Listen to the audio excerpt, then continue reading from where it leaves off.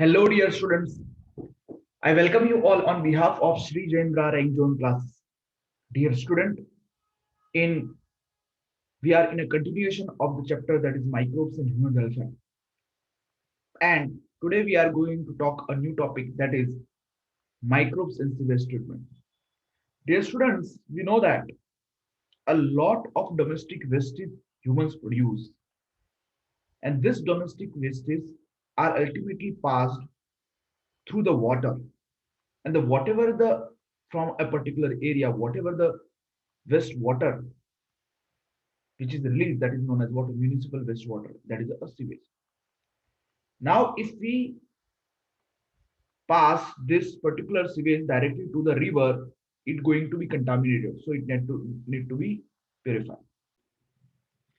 Okay, so this sewage is need to be treated.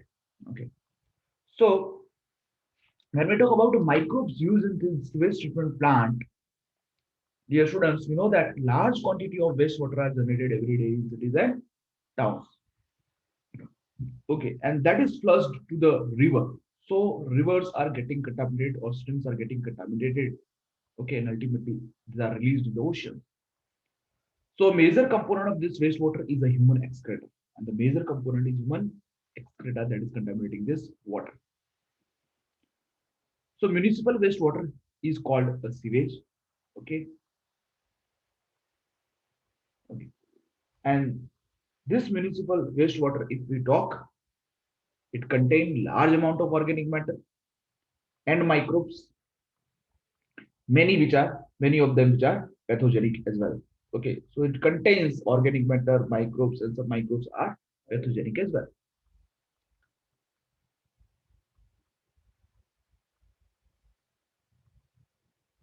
So sewage is the wastewater which is generated in the cities and town, that is a municipal wastewater, is treated in sewage treatment plants to make it less polluting. Okay, so sewage which is carried out through the sewage system cannot be discharged directly into the water bodies like rivers and streams, and it is known that before disposal, hence this sewage is treated in sewage treatment plants to make it less polluting. So treatment of this water, it is known that it is done by some of the heterotrophic microorganisms. The microbes which are used in the treatment of this sewage are heterotrophic microbes, and they are naturally present in sewage. Okay, so heterotrophic or microbes are going to be beneficial for us in this sewage treatment plant. Okay, now if we talk about this particular treatment, then it is known that this treatment is carried out in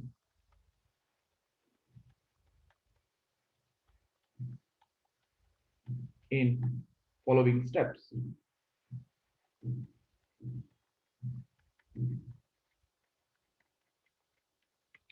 And these treatments which are carried out in a following step, these steps include the first step, that is a primary treatment.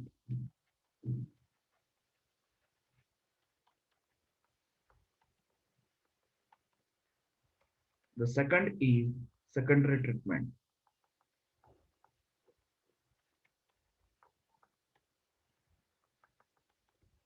The third is tertiary treatment.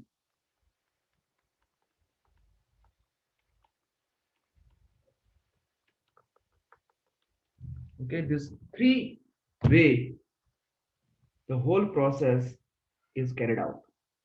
That is primary treatment, secondary treatment, and the tertiary treatment. Now, if we want to know how this particularly process are getting happened, first we need to know or draw the particularly the one hypothetical particular diagram, approximate diagram, picturized diagram to show this sewage treatment and these three methods. So if we want to draw a diagram, it is going to be look like something this.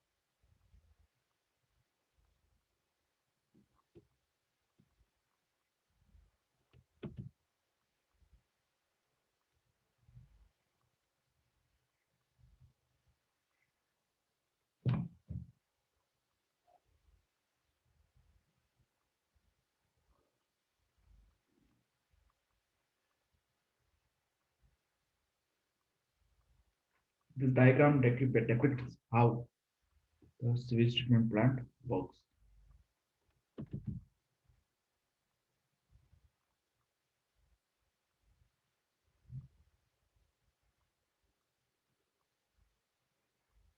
Okay, so this way it look like. Now let's label it. Now we remember that this is the primary settling tank. Okay, and then here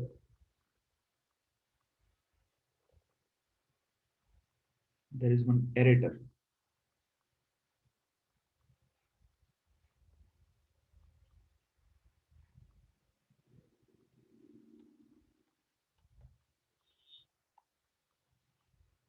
With this aerator, and so this tank is known as aeration tank, and this is secondary settling tank. Okay, so this three, like these three chambers or tanks are set up like this. Okay, now here the sewage is passed from this side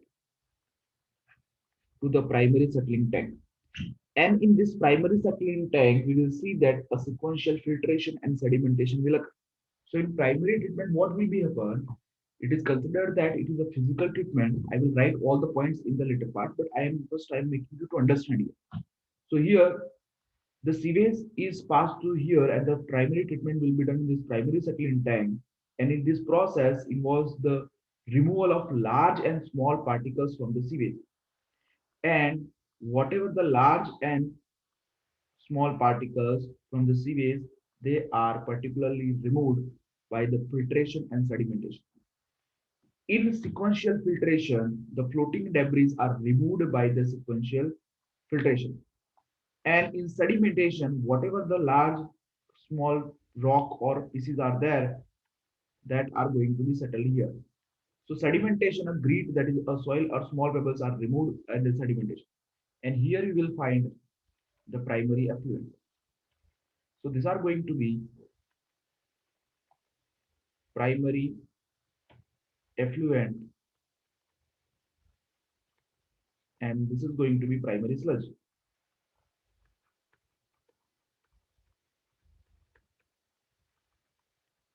So the solids that settle here that are formed the primary sludge and the supernatant, which is having the somewhat liquid part, that is a primary effluent.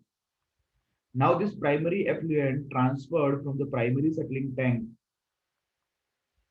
and is taken to for the secondary treatment in the aeration tank. And this activated sludge which is here, primary sludge which is here, that is removed for disposal.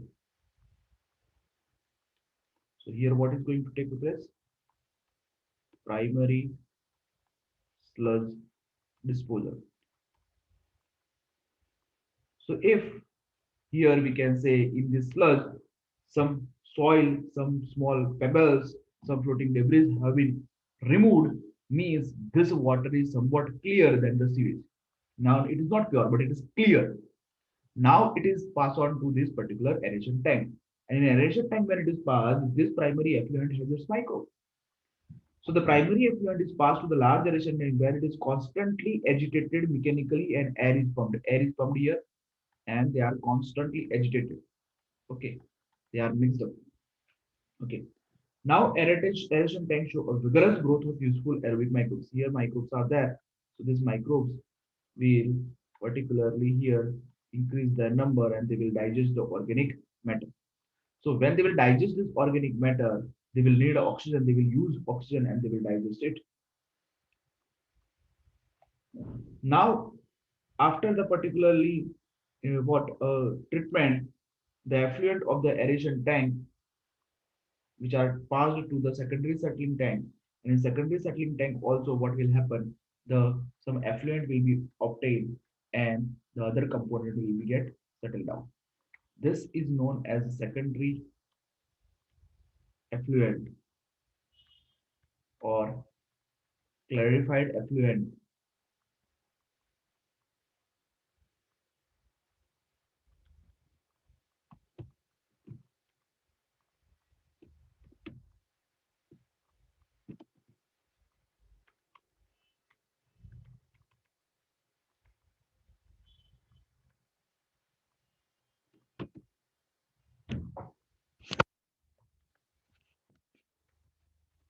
Secondary effluent, and this is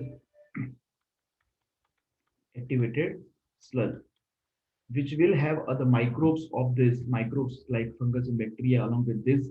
So this activated sludge is can be removed or small part of it is added again through this part to the aeration tank. So here this activated sludge is a small part of activated sludge is placed to act as a starter inoculum for the microbes and some microbes getting added. And the secondary sludge or secondary activated sludge is used for the disposal. Now this sludge is used for the disposal and here this is clarified water, secondary effluent that is passed to the rivers. Okay, this is passed to rivers. Okay, and streams. But if we want to use this in the our household product, it will undergo tertiary treatment and then it will be used for our houses. Okay, and this activated sludge, if we talk, that undergo anaerobic sludge digester.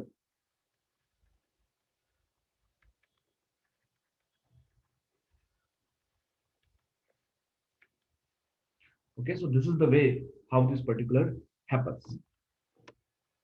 So if we talk about this, all this treatment one by one, this treatment are carried out in two stages. First is primary treatment and secondary treatment and tertiary treatment can also occur. In a primary treatment, the treatment involves which occur in the primary settling tank as we have seen in the diagram. This involves the physical removal of large and small pieces, physical removal of the large and small debris or particles from the sewage through the filtration and the sedimentation. We remember what large and small particles are removed from the sewage through the filtration and sedimentation. So see, like this, the filtration can be done. Okay, and here in this it is showing the sedimentation. Water insoluble impurities are there. That insoluble impurities get settled down. That is the water sedimentation.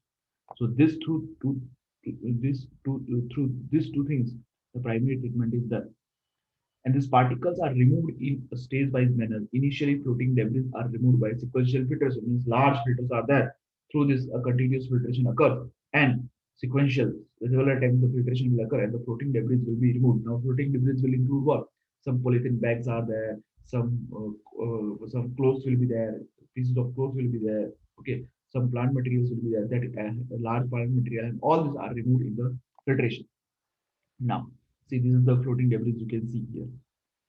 This floating debris are can be removed by the sequential filtration.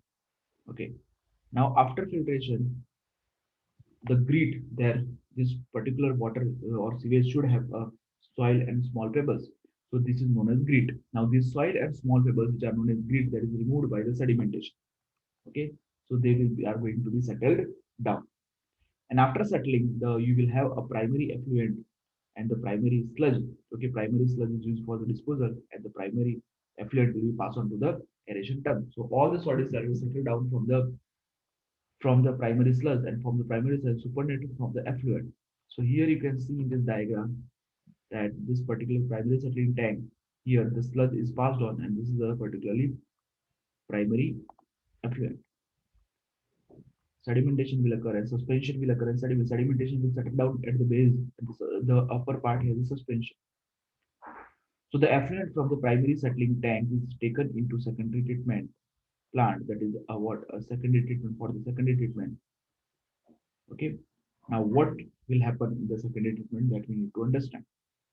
So in the secondary treatment, which is also known as biological treatment, primary treatment, what? Physical treatment. Directly, we have to involve in this. But secondary treatment, if we talk, it is a biological treatment. Okay. If it is a biological treatment, obviously we can say some organisms are involved. And which organisms are involved? Then microbes are involved.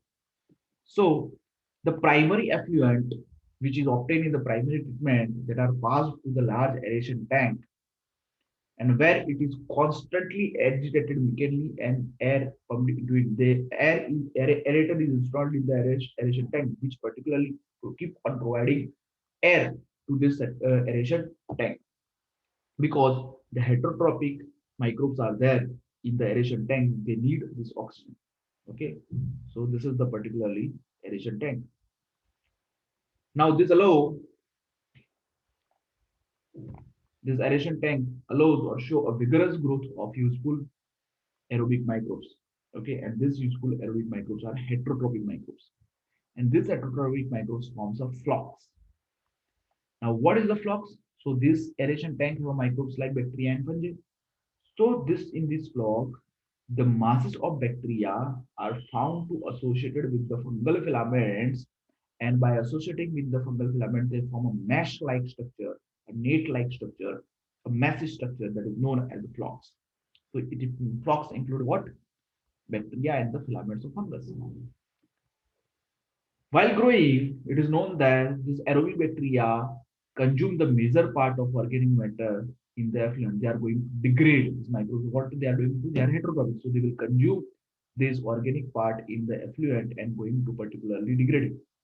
Like some of the excretory component is there, some organic component that are going to be degraded by this microbe. Okay. So when they are going to be degraded, they significantly reduce the BOD, that is the biochemical oxygen demand of the effluent. We remember BOD first understand. What is BOD? The full form is biochemical, not biological.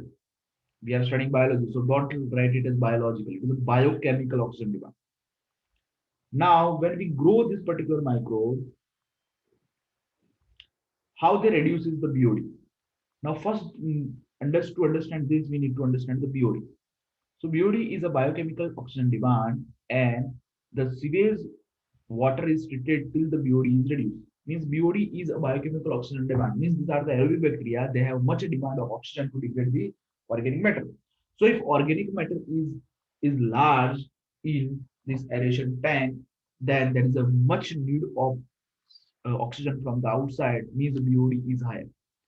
When the degradation keeps on going, the organic matter in the aeration tank get reduced, then the demand of oxygen from the outside will get reduced, means the BOD is going to be reduced. Okay, so thus particularly this BOD happens. See here, BOD means pollution initially in 1997 was wastewater was high, so the BOD was high. But later on, slowly it got decreased as the water pollution reduced.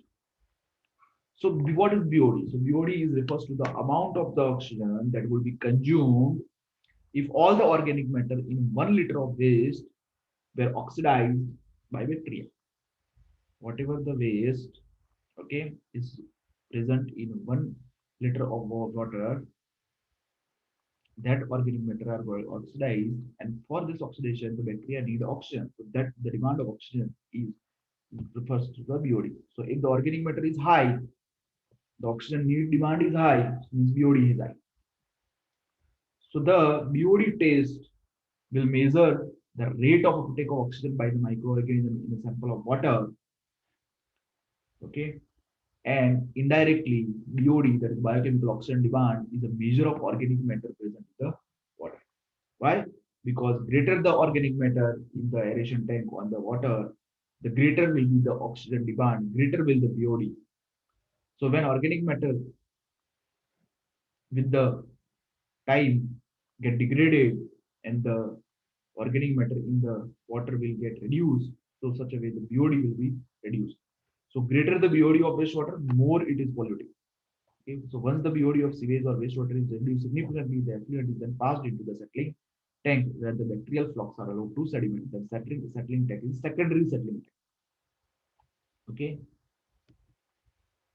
Now, when it is passed to the secondary settling tank,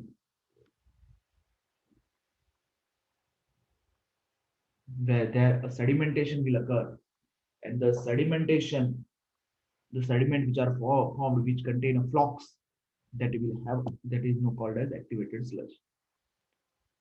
The greater the BOD of wastewater, the more it is its polluting potential. So small part of activated, now in secondary settling tank, activated sludge will be obtained, okay, and the secondary effluent will be obtained. So a small part of activated sludge is pumped back to the aeration tank, as we have shown in the diagram, to serve as a inoculum or a starter inoculum. Okay, and see, this way we have shown in the diagram as well. This is the final sedimentation, secondary sedimentation. Here, this activated sludge, the excess sludge is removed out and returns some activated sludge to the aeration tank. The remaining major part of the sludge is pumped into the large tanks called anaerobic sludge digester. And in this anaerobic sludge digestion, the anaerobic digestion of this activated sludge is going to take place. And here, other kind of bacteria which grow anaerobically digest the aerobic bacteria and the fungi in the sludge. Okay, so how this is going to happen, that we are going to debate. But we remember the secondary effluent which is remained. Okay, there are generally, we know, the natural water bodies like river and streams. Okay, secondary effluents which are going to be obtained in the secondary septic tank, that are naturally released into the water bodies like river and stream. But if you want to use them in the household, tertiary treatment is needed. So we will discuss what is tertiary treatment. But before that, first we need an anaerobic sludge digestion. So here, during this anaerobic sludge digestion, bacteria produce a mixture of gases such as methane, hydrogen sulfide, and carbon dioxide. Now, why they are going to produce this? Here in anaerobic sludge digester, anaerobic methylogenic bacteria digest the bacteria and fungi present in the sludge. We remember, whatever the bacteria and that are present in this, okay, digester, that are getting digested by bacteria and fungi, digested by anaerobic methylogenic bacteria. And during this digestion, they are going to produce this gases. What gases are produced? Methane, hydrogen sulfide, and carbon dioxide.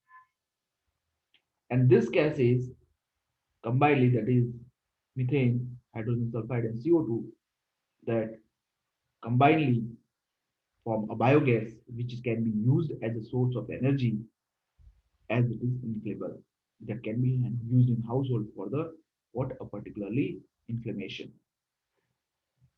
Okay, so I hope you understood this, that how this particular sewage treatment is occurring in the secondary treatment. Okay,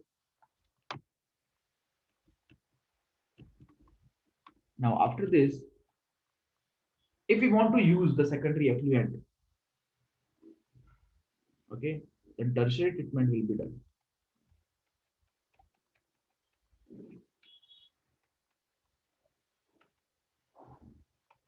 And in tertiary treatment, if we talk,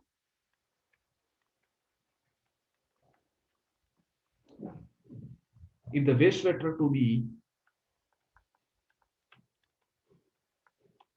if the wastewater is to be used for domestic purpose,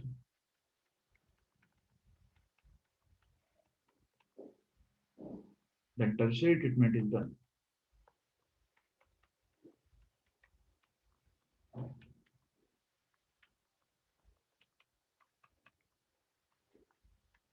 Then tertiary treatment is done. It is known that tertiary treatment, it is a physico-chemical process.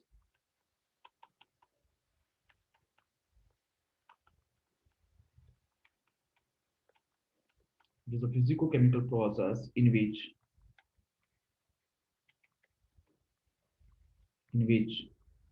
chlorine gas, in which chlorine gas, ozone gas, zirconium,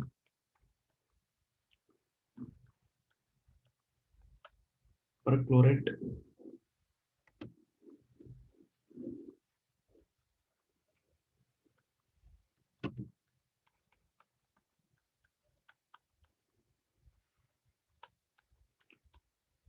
salts, UV rays, or